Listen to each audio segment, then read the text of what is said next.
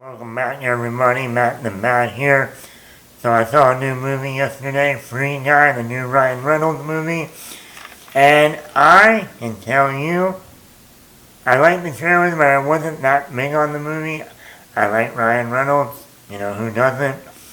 Van Wilder, come on. I was saying, oh look, it's my brother in college.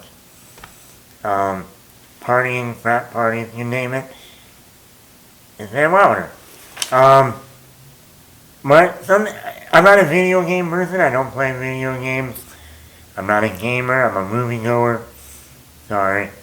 So the video game aspect was like, I don't care. But when I saw the trailer, I'm like, this looks like Truman Show. It really had a Truman Show vibe, the Jim Carrey movie. Very good movie, one of my favorite Jim Carrey films. It also has a soft spot because where they filmed the movie, I went every summer since the time I was like a baby till college. So, always that moment of, hey, they're filming it where I always go every summer. Hey, I can actually feel like I'm on a film set. For once. A real one. Ooh. I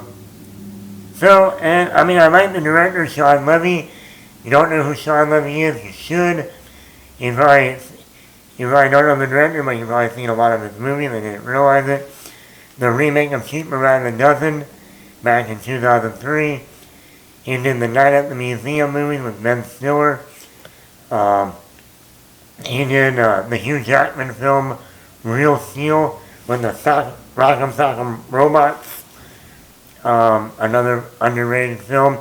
Now, he did the movie back in, 2014, dramedy, as you want to call it, drama, comedy. This Is Where I Leave You, with Jason Bateman, Rose Byrne, Jane Fonda, Adam Driver, Corey Stoll, Connie Britton, what's the name of it? Tina Fey. Yeah, Tina Fey. That is probably the most underrated dramedy in the past 10 years. Once again, This Is Where I Leave You. Highly recommend that movie. Sean Levy is also the guy behind Stranger Things, the hit Netflix show. He's one of the producers on that, or the main producer on that. Free Guy. Let's get into it. Now, after watching Free Guy, I will say it's 100%, or not 100%, but definitely feels like the Truman Show. Definitely has the Lego Movie vibe, especially in the first act of that film. Definitely Lego Movie feel. And Wreck-It Ralph, not just because of the video game stuff, but just, if you see the movie, you'll know what I'm talking about. So let's get into it. Positives. Ryan Reynolds. Who doesn't like Ryan Reynolds? He plays Guy.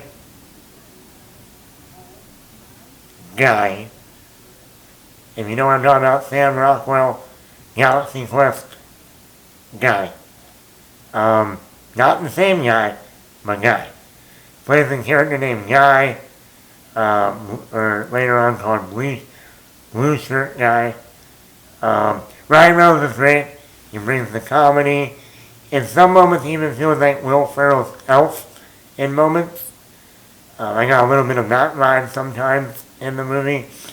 He also, even though sometimes in comedy now feels like he's just playing Deadpool. Well, I say that, but you go back to, like I said, Van Wilder, or Just Friends, or even when he did the Blade movie, the Blade Trinity, he always had his own comedic sensibilities. Where, that guy would be perfect as Deadpool. And then sure enough, he got to play Deadpool.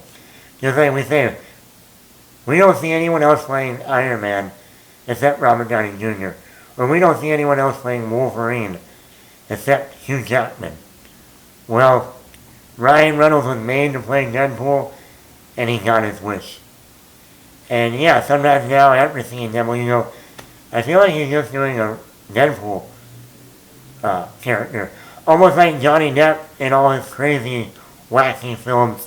Feels like he's just playing Jack Sparrow, but in a different costume. I don't get that feel with, maybe as like I said, I've seen other Ryan Reynolds movies before Deadpool that showed his comedy acting abilities. But here he's also comedic. He brings some drama into the movie, dramatic weight, with romance, which you don't see that much romance in it. A Deadpool you did kind of in the first one, but movies like Definitely Maybe, a very underrated Ryan Reynolds movie where he actually shows dramatic chops. You get the romance in this movie with him. And I mean, overall, it's a great character for him to play. I love his art in the movie. I love how this movie doesn't give away anything in the trailers. There's a lot in the movie that was not spoiled. And there's an entire second story going on in this movie that was never hinted at in the trailer, which is great. Jodie Comer. Jodie Comer is a new, how do I say this? She is new to film. She is not new in general. She's on that hit show Killing Eve with Sandra Oh. Never seen the show, but I know she's been nominated for Emmys before. Between this movie and the Ridley Scott movie, The Last Duel, coming out in October with Matt Damon, Adam Driver, Ben Affleck, I have a feeling by the end of the year, Jodie Comer is going to be the breakout star in movies for 2021. Jodie Comer is funny, she's romantic, she's serious. In the game universe, she can do the action, she's a badass. Like I said, I can't talk about the other subplot of the movie, but Jodie Comer is involved. And let me say, seeing her playing two different roles was like, wow. When you say someone with very attractive actresses that, that girl would never be a nerd also, and you go, yep, she's a nerd, and she's super attractive. Megan Fox, just throw that name out there. As Robert Downey Jr. would say, I want one. No. Jodie Comer, she's great in the movie. Her chemistry with Ryan Reynolds is perfect. This movie has the humor. Like I said, it's an action comedy movie. Like the not even get Ryan Reynolds in the movie. There's a lot of humor in the movie. There's another actor that shows up in the movie. I won't spoil it. Because once again, never showed him in the... Damn it. It isn't him, but I won't say who. Never showed him in the trailer. And he was hilarious. And I was like, man, I haven't seen this actor in a while. Where has he been? And then I was like, I like that. I like it. I want more of that. Action. The movie has a lot of action in the movie. Great action scenes throughout. Special effects. Obviously, there's a guy in a video game. There's a lot of visual effects, special effects. Really well done. And then, like I said, if they aren't, this isn't a video game, so you can be okay with some of the visuals not being perfect. But they are, so no big deal. Soundtrack, the movie has a great soundtrack throughout. Once again, the Mariah Carey song that was playing in the trailer is used in the movie a few times. So, editing and pacing for a little less than 2 hours. It almost hits the 2 hour mark. It's well paced. I never felt bored. And I was like, oh, when is this movie going to be over? What else?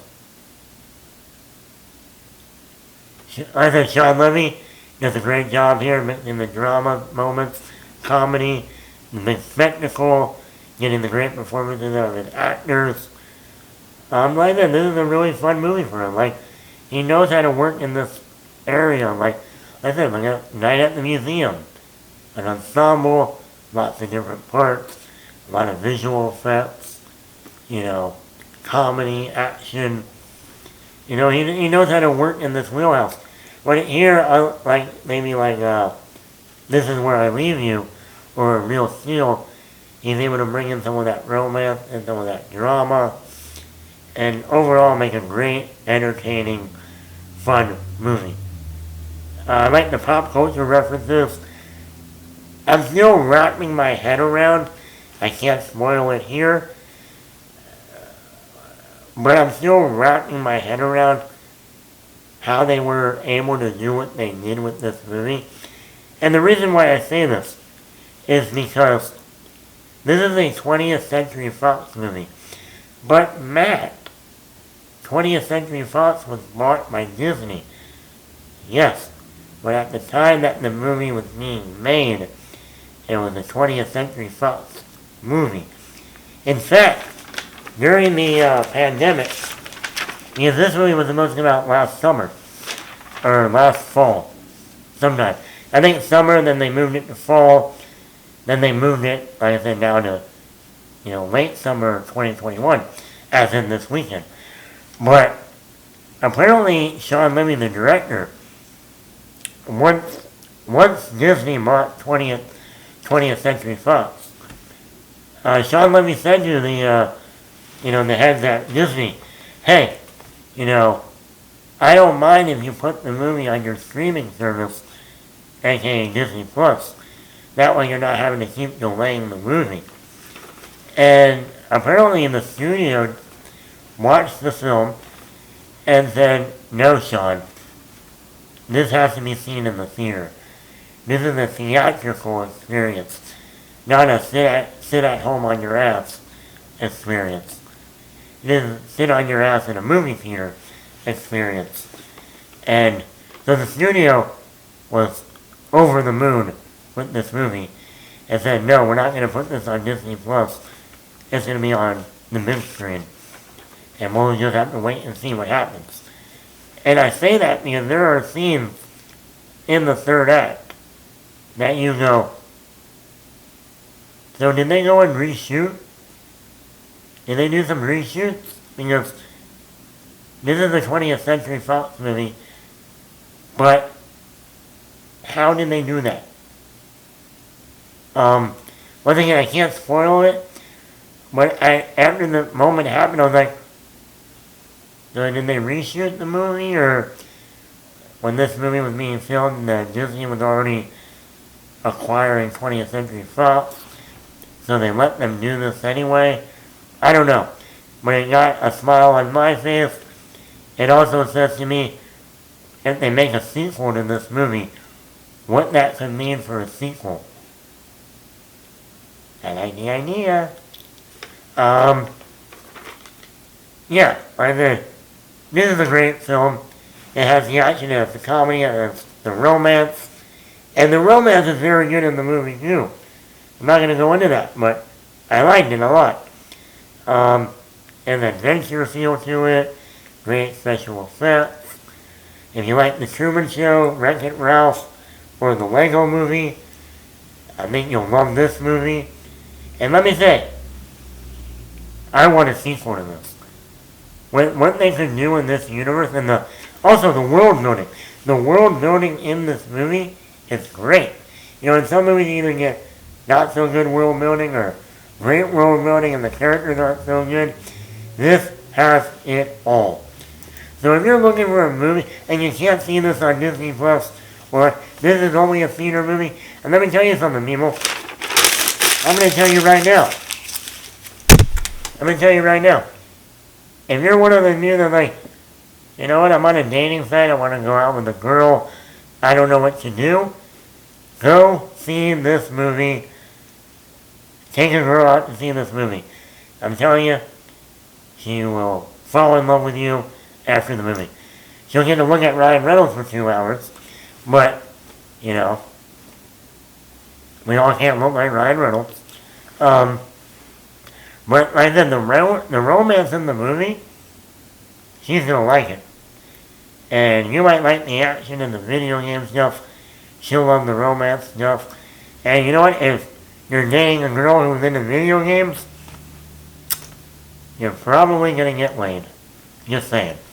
So, Matt the Matt here, I give this movie 5 out of 5. Yes, this is probably one of my favorite movies now of the year so far. I really enjoyed it. Can't wait till it comes out on video.